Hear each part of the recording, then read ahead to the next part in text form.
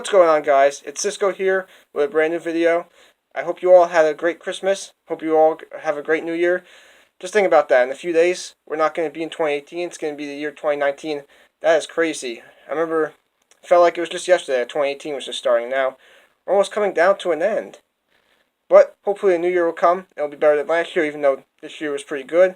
Always room for improvement. But before we get into that, in today's video, I'll be talking about what I feel like the biggest surprises are so far from the Eastern Conference in the NBA this year. So without further ado, let's get into the video. Alright, at number 5, we got the Cleveland Cavaliers. They are in last place in their division. They are in last place in the Eastern Conference. They are 8-26, and on a 4-game losing streak. They started with a 1-11 record, and things from there, they just did not get better. Their worst loss was against the Celtics. They got dominated 128-95. In that loss, they shot 39% field goal percentage, 31.8 from the three-pointer. Only had one blocked shot. That showed how much the defense, how well the defense played. And they had 13 turnovers on offense. And overall, they are averaging 102.8 points per game, which is 27th in the league. 43.3 rebounds, which is 24th in the league. 19.7 assists, which is last in the league. So their offense isn't working together because they're not passing the ball really well. And when you don't do that, you're not going to win games, and your offense is going to do terrible. And they are averaging 12.7 turnovers on offense, which is 3rd in the league. 6.7 steals, which is 26th in the league. So their defense isn't working well either. And 2.6 blocks, which is last in the league. Nothing really is going right for them. J.R. Smith wants to be traded ever since that blunder in Game 1 in the 2018 Finals against the Golden State Warriors. Nothing has been going right for him. He wants out. 5 players, including John Henson, Rodney Hood, Kevin Love, David Namba, and Tristan Thompson are all injured. So you can't really win games when most of your stars are on the injury report. You're not going to win games like that. But I will say that they do have one bright spot. In the 2018 draft, they drafted Colin Sexton, a shooting guard from Alabama, and he has been doing pretty well despite all their miscues and mistakes.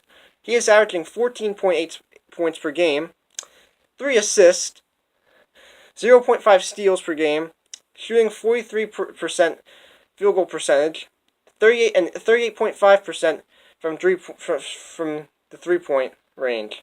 So overall, Cleveland Cavaliers are having a terrible season, but with players like Colin Sexton, the rebuild period, it's gonna be a long, dreadful, and painful time period. But in a span 5 to 10 years, if they draft good players, sign good free agents, they could be a playoff team. But this season, I see them winning 18 to 24 games. That's it. All right, at number 4, the Washington Wizards, 11th place in their conference. They are 13-22. Lost 8 out of the last 10 games they played. Started 2-9. Worst loss of the season was 136-104 against the Clippers. In that game, they shot 39.2 field goal percentage, 18.5 3-point percentage, and turned it over 14 times. Well, they're also struggling because they have some of their stars are injured. Dwight Howard, their big free agent acquisition, he's out for like another 2 to 4 months. Otto Porter Jr., he's injured. He's supposed to be another player that has potential to become an all-star. John Wall, if you look at this, if you look at the points per game, he's averaging 20.7. That's pretty good. 8.7 assists, 1.6 steals. That's pretty good. But if we get in more detail, he is shooting 44.3 field goal percentage, 69.5 free throw percentage, and 30.2 from the 3-point range. So it's been an up and down year, but mostly he's having a rough year, and it wouldn't surprise me if he got traded. Maybe not this year, but maybe next season he'll be on another team. Also, the Wizards, they're struggling on defense.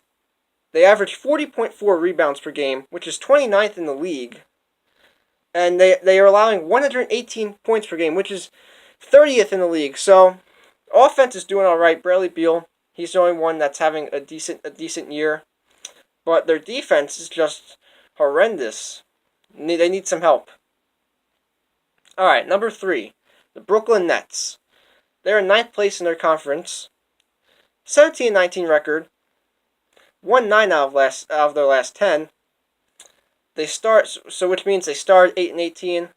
Biggest win came against the 76ers, 122-97.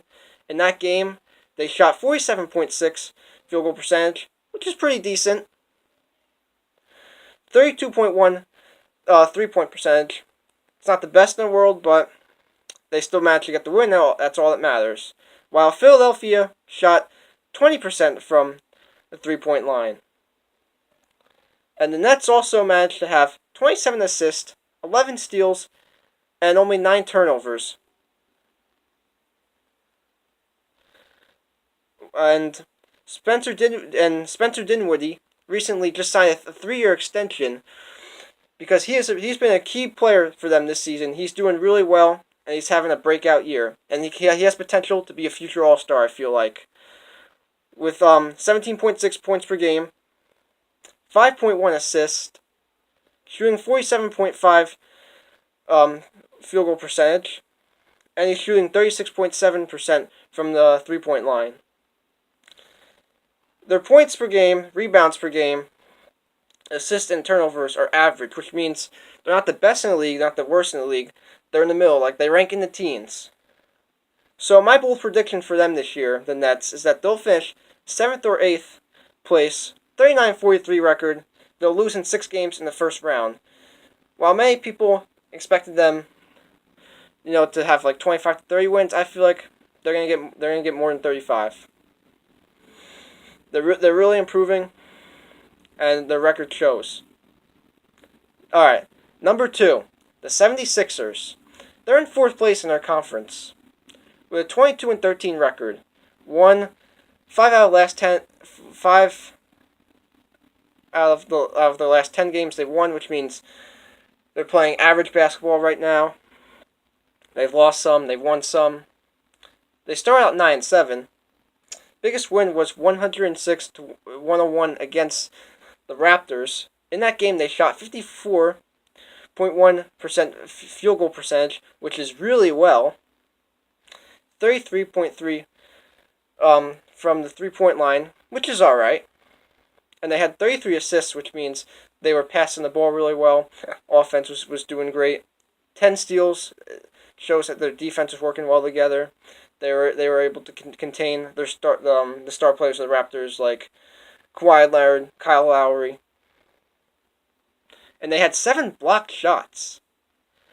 And Joel Embiid, he is having another great year. And I feel like he's going to be an all-star again. With 26.6 points per game, 13.2 rebounds, 1.8 blocks per game, 48.3 field goal percentage. He's shooting 80.2 from the free throw line, which is outstanding for a center. But he is shooting 28.2 from the 3-point line, but that's all right. He's a center. Centers don't really take threes, but when he does, he makes them. And there's time he misses, and there's time he misses them. But he's a risk taker, and I really like them. I really like him because of that. In this league, you gotta take risk. You gotta do anything to make your team win. All right. So meanwhile, statistically, the team is doing well on offense. 114.5 points per game. That's 6th in the league. 47.7 rebounds per game. That's 4th in the league. 26.8 assists per game. That ranks third in the league. They're only turning it over 15.2 times a game, which is they're turning it over 15.2 times a game, which is 27th in the league. That's something they gotta work on. They gotta turn the ball over less. You can't win games like that when you're turning the ball over and making these careless mistakes. That's the only thing they have to improve on. But their 5.5 blocks per game ranks ninth in the league. So the only thing they gotta work on is turning the ball over less. But offense and defense really working well together. Another negative thing that happened this year was that Markelle Fultz, the guy they drafted last year in the first round, he hasn't been living up to his full potential. He is likely out for the rest of the year because he got diagnosed with thoracic outlet syndrome. He's only averaging 8.2 points per game, 3.1 assists, shooting 41.9 field goal percentage, 56.8 free throw percentage, and 28.6 from 3-point range. But they have other players like Ben Simmons, Wilson Chandler, J.J. Redick, Jimmy Butler, and of course Joel Embiid, which is their starting five, who have stepped up in the big moment and have delivered. All those five players, I feel like at this moment they're doing really well, and they have the potential to make a deep run when it comes playoff time. But we still have a long way to go.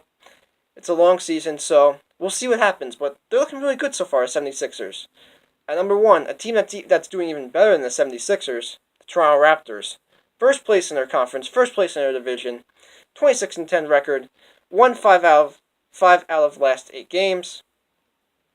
Started 12-1. Biggest win of the season was 122-83 against the Chicago Bulls.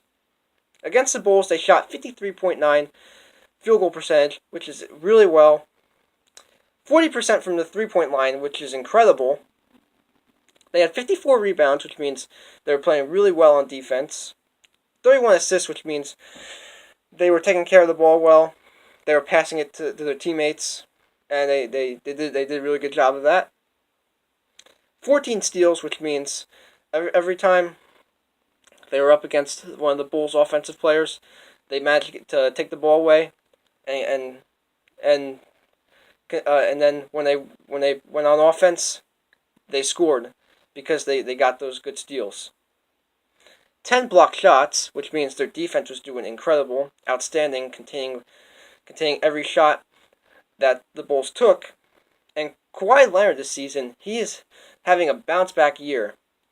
He is averaging 26.9 points per game, 8.4 rebounds, 0.6 blocks, 1.8 steals per game. He is shooting 49.7 field goal percentage, 85.6% from the free throw line, and 37.7% from the 3-point line. And they're 114.1 points per game, ranked 7th in the league. Again, this team is average with rebounds, assists, steals, and blocks, which means, like I said before, like they're not top of the league, they're not bottom of the league. They're in like the teens, like they're ranked 14th, 15th, but they're still finding a way to win. That's all that matters for them. But they're really doing. What I'm really emphasizing is how well their defense is playing, only allowing 107.5 points per game, which is 8th in the league. They're shooting the ball really well. They're 48% field goal percentage, ranked 2nd in the league. They don't have a lot of injuries, so everyone is staying healthy. So all their star players are shooting well because they don't have injury bothering them, so they're able to win. Kyle Lowry, he's also been a lot of help. Him and Kawhi Leonard have become a good duo. Lowry averaging 14.4 points per game, 9.8 assists, and 4.5 rebounds. I feel like this is a team that everyone should look out for. I know the Bucks, they're not on this list, but they've been doing really well too. But the Raptors, I feel like they're doing the best. I feel like they can beat any team in the East right now. And they did beat Golden State. If they do versus Golden State in the finals, I feel like that they have the potential to win that game in 7 games. Not saying that they are, but so far what I'm seeing this season, they have the potential. But like I said before, it's a long season. Anything can happen. We still got a long way to go. Still got the rest of December, January, February, and then when it hits the end of March, April, we'll get into playoff talk. And that is it, guys, for today's video. We are done. Remember, if you enjoy this video, make sure you hit the subscribe button. Next video will be on Saturdays, like I said. I'll always try to post on Thursday and Saturdays. While you're waiting for my next video, make sure you watch another one of my old videos if you feel like watching them again. And I'll see you guys in the next one.